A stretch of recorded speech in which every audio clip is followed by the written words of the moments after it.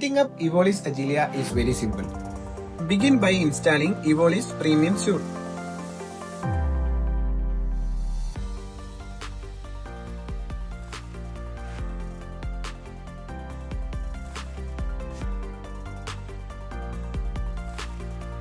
Followed by setting up card output holder, ribbon and film.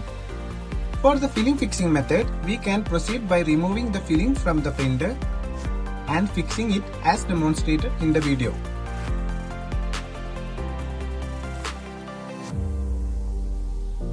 Once complete, the film should be reinstalled back into the printer.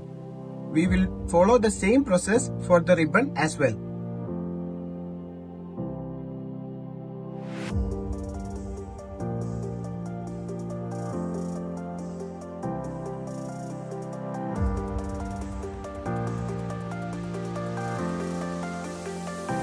Plug the power cable and USB cable connecting printer to the computer. Once connected, the printer status will display on Premium Suite. Load your blank cards into the card input holder. Let us proceed with installation and card printing. Install the Infome software, select your design and hit the print.